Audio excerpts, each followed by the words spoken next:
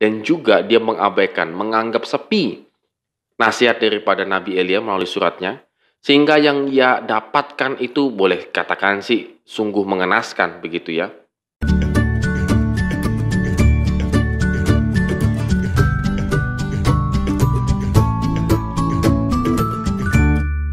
Morning Good Readers, hari ini kita kembali merenungkan firman Tuhan, tetap semangat dan optimis dalam kita melakukan kegiatan apapun pada hari ini karena kita yakin Tuhan selalu menyertai kehidupan kita.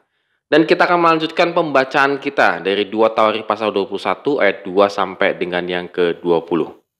Agak panjang sedikit tapi tidak apa-apa, tetap semangat untuk membaca begitu ya. Kalau kita perhatikan Raja Yoram itu sepertinya termasuk anggota ikatan suami takut istri, ISTI gitu ya, ikatan suami takut istri. Dan kita bisa melihat bagaimana kehidupan Raja Yoram yang jauh daripada Tuhan. Kenapa? Karena sangat dipengaruhi oleh istrinya. Ini bisa kita lihat dari catatan yang kita tadi baca, sangat dipengaruhi oleh keluarga istrinya.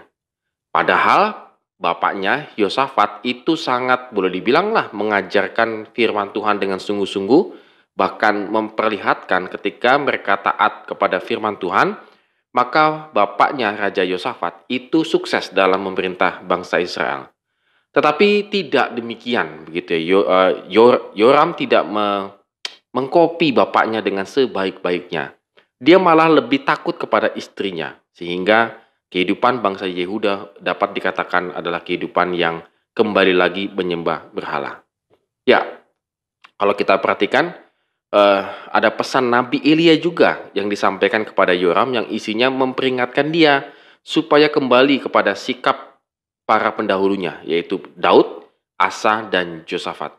Peringatan itu dia anggap sepi. Wah, ini repot ya kalau sudah dianggap sepi, satu peringatan dan nasihat, itu menjadi sebuah, ya sudah selesai. Dia hanya membaca sebuah surat peringatan dari Nabi Elia, habis itu dianggap sepi oleh dia. Dan Joram tidak memperdulikan tentang nasihat yang akan mempengaruhi kehidupan Joram itu sendiri. Perilaku yang tercela membuat ia tidak dicintai oleh bangsanya. Otomatis, ayat yang ke-20. Pada masa pemerintahannya tidak terjadi kesejahteraan, melainkan malapetaka dan penderitaan lahir dan batin. Oleh karena itu, orang Edom di ayat yang ke-6, Filistin dan Arab memberontak dan melepaskan diri dari kekuasaannya.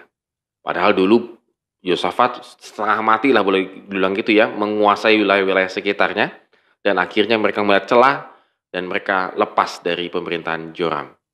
Ya, saudara sekalian, kalau kita bisa lihat di sini bagaimana Joram itu tidak mengkopi kebenaran yang telah diajarkan oleh bapaknya yaitu Yosafat, dan juga dia mengabaikan, menganggap sepi nasihat daripada Nabi Elia melalui suratnya, sehingga yang ia dapatkan itu boleh katakan sih sungguh mengenaskan begitu ya.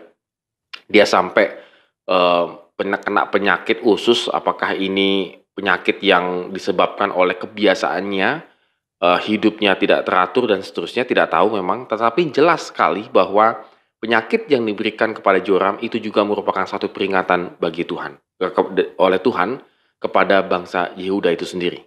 Bahwa ketika mereka hidupnya tidak sesuai dengan kebenaran firman Tuhan, maka sangat akan mempengaruhi sampai ke dalam kesehatannya. Good Readers, pada hari ini juga kita diberikan kesempatan yang sama. Bahwa ketika kita sudah mendengarkan nasihat-nasihat yang terbaik dalam kehidupan kita, apakah itu nasihat untuk hidup sehat, apakah itu nasihat untuk hidup taat kepada Tuhan, dan seterusnya, mari jangan kita anggap sepi peringatan-peringatan tersebut. Justru harus kita manfaatkan dengan sebaik-baiknya, bahwa Tuhan masih memberikan kesempatan kepada kita, bahwa Tuhan masih mengasihi kita, sehingga hidup kita jauh daripada kejahatan dan hidup kita jauh daripada sakit penyakit karena kebiasaan-kebiasaan buruk itu.